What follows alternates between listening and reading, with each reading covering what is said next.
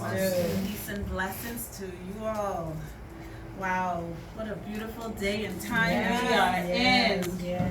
All praise and glory to the Most High Heavenly One that we are able to stand here today as ladies of purpose, as Jean Isis, as women, as melanin women, being able to contribute to the prophecy, contribute to the conversation. And we're not just, as my sister said, my sister mentioned that we're not just standing here as women by ourselves. That's not what we're doing. That's not the type of church that we are. As African theology and African cosmology, our way was to stand with our men. Just as in the same vein as the B.B. Francis Cress Wilson, whose mentor was Bobby Neely Fuller Jr. And in the same vein as the BB, Dr. Marimba Annie, whose mentor was the great Dr. Henrik Clark. In the same vein as the great BB, Amy Jacques Garvey, whose husband, mentor, and teacher was the great Baba Marcus Moshe Garvey. We that are of the Jean Isis, who are contributing, we are contributing into the rise of the divine feminine principle of resurrection and receptiveness by both male and female. And so we have to understand that we're not here to be boastful and saying that we want to lead by ourselves. We are standing next to our men. As we would see on the Great Pyramids, we had our BBs and Babas sitting next, arm in arm, standing next to each other, working together. And so we stand as the Jean Isis. We stand with the seat of the Nazarene judgment seat, occupied by our Baba Basesh Haru Hotep Ta. Amen?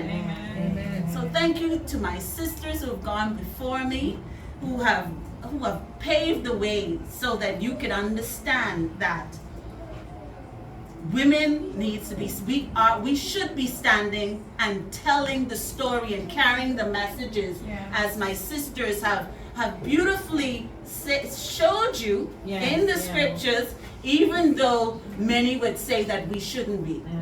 And in their scriptures we will see that it was a lie. You know, they're actually contradicting themselves as we've seen. All right. So in this section, my section is called "I will pour out my spirit upon all flesh," and we're going to start in the book of I pray you all have been writing down your quotes because we've given you many. And so even though you're here today, go back and do your own reading and research. All right, so you take down Joel 2, verse 28 and 29, and then we're going to start off in Acts 2, verse 17 and 18. So we're going to start in the New Testament. As my sisters have, we've given you Old and New Testament. And why we have to give you Old and New Testament? Because we don't want them to say that, oh, you just given from the Old Testament. We want to show you in their words, in their interpretations, that we should be standing here, or we have been standing here all along. You understand? And so in Acts 2, we're talking about the day of Pentecost. And when the day of Pentecost was fully come, they were all in one accord in one place. And as my sister mentioned, the African John, Yahanu, the African Peter, Simeon, the African James, Yaakov, and the African Matthew, these were the true and real disciples that we're speaking about today.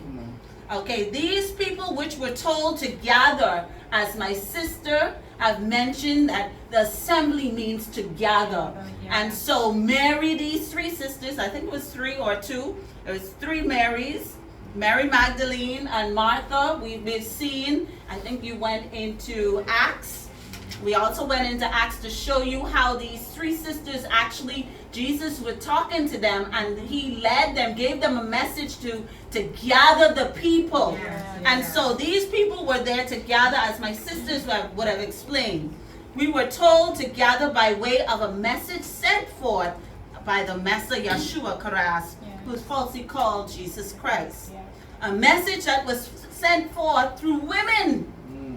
Through women like Mary Magdalene, Martha, or Mary. These Marys, these women were brave enough. Yes, they were. Because if they were so brave enough in those times, they were saying that to sit down, women shouldn't be speaking. And they were brave enough, like the Yah Asantiwa, who led the people to get the golden stool back. She led her people in war, like the great Harriet Tubman, like the great Winnie Mandela, like the great King Candace, like the great Sojourner Truth, like the great Coretta Scott King. These great women stood up and told the men to gather. The men wouldn't have known where to gather. They were hiding, like my sister was saying. And these men were hiding because they were afraid. Imagine seeing your master being crucified. So they were afraid. They hid. But the women decided to go forth and see, I gotta see what's happening to my Messiah. So they were brave enough to find out what was going on, and there they found the Messiah, Yeshua Karas. And Yeshua was able to give them a message, being fearless, courageous women, having stood up. These men disciples, you see, no one was expecting them to stand up. No one was, so in those times, they got by because no one would have expected them to carry the message of the Most High or of Yeshua Karas.